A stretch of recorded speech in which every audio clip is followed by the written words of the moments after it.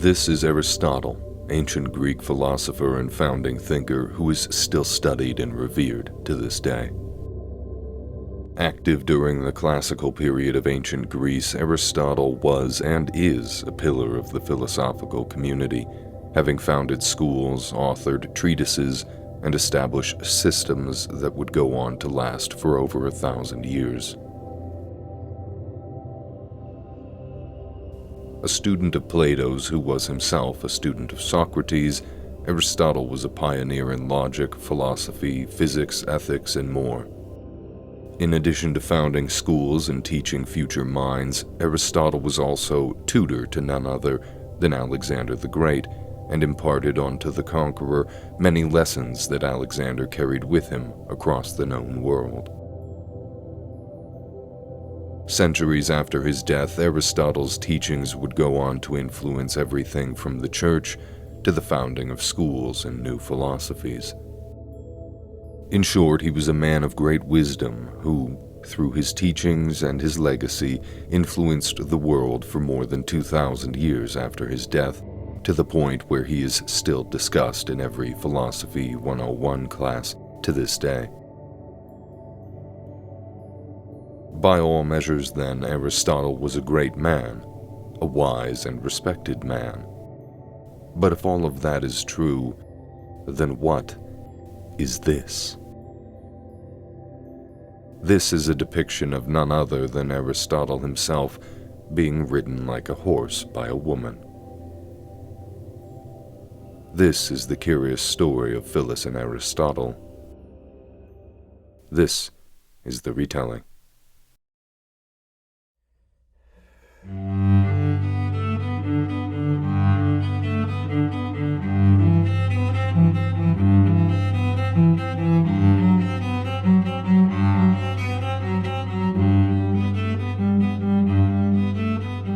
The woman on the back of Aristotle is called Phyllis, and she is, depending on the version of the story, either the mistress of Alexander the Great's father, Philip II, or Alexander himself. The story of Phyllis and Aristotle was once a well-known fable, often told and retold throughout the Middle Ages and the Renaissance as a tale of caution against the irresistible wiles of women. In the story, Aristotle warns his pupil, the young Alexander the Great, that he should avoid the seduction of women at all costs, that he should be wise and clear-headed around them, and not let his desires cloud his judgment. What Alexander does not know at the time is that Aristotle himself is hopelessly in love with the beautiful young Phyllis. Despite all his preaching and teaching, the wise old philosopher himself has already had his own judgment clouded. Hearing of Aristotle's lesson to Alexander, Phyllis is amused.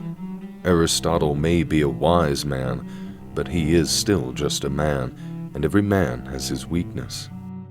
Informing Alexander of her plans, Phyllis takes it upon herself to seduce Aristotle, to prove that even he, the greatest mind in the known world, cannot ignore his desires forever.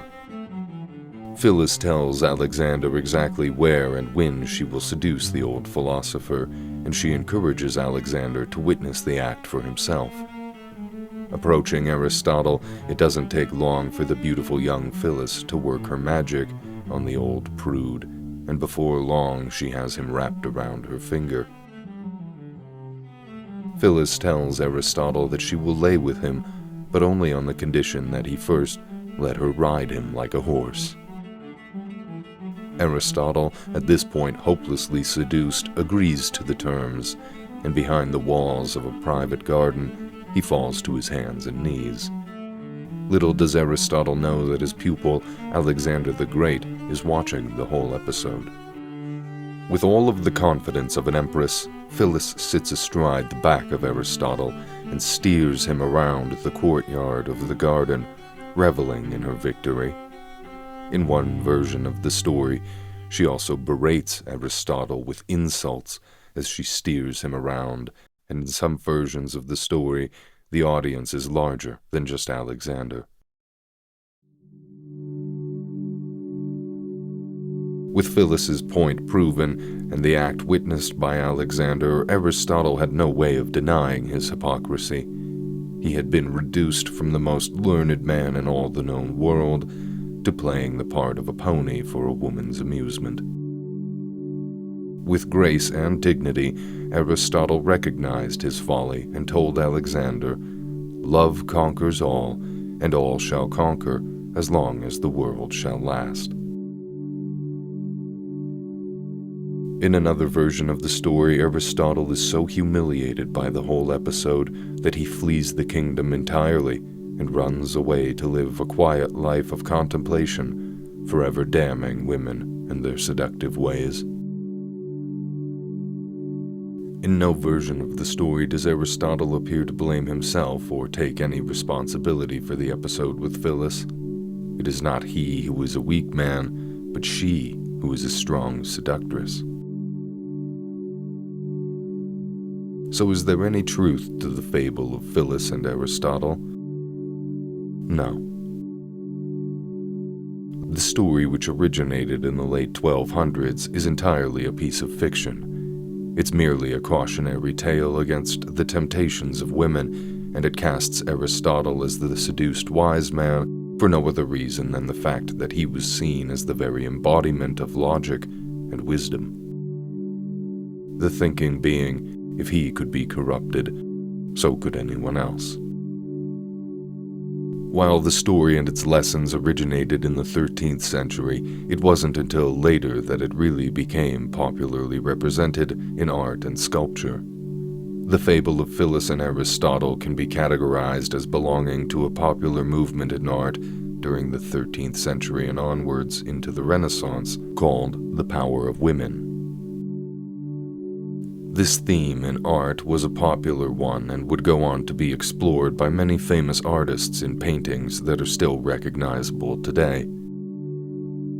These scenes usually depict women in positions of power or authority over their traditionally stronger male counterparts. Many scenes come from the Bible, such as this image of Jael and Sisera, or this painting of Judith and Holofernes, a subject thoroughly explored by many artists of the time.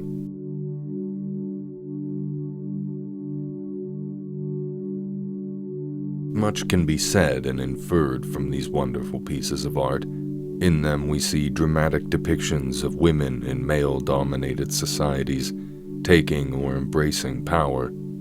All of this while in the real world, the Renaissance was bringing forward a new breed of women who were more independent and more represented than their predecessors. Women like Catherine de' Medici or Lucrezia Borgia.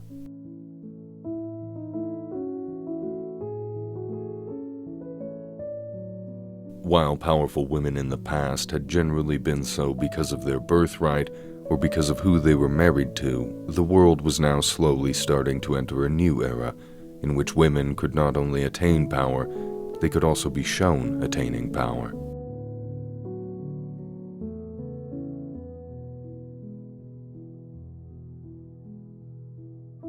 So that's the story of Phyllis and Aristotle. A once popular tale told to warn audiences about the wiles of women. It was a lesson that warned men not to lose themselves in pursuit of their lusts. Like so many of Aristotle's lessons, it's one that can still be learned from today.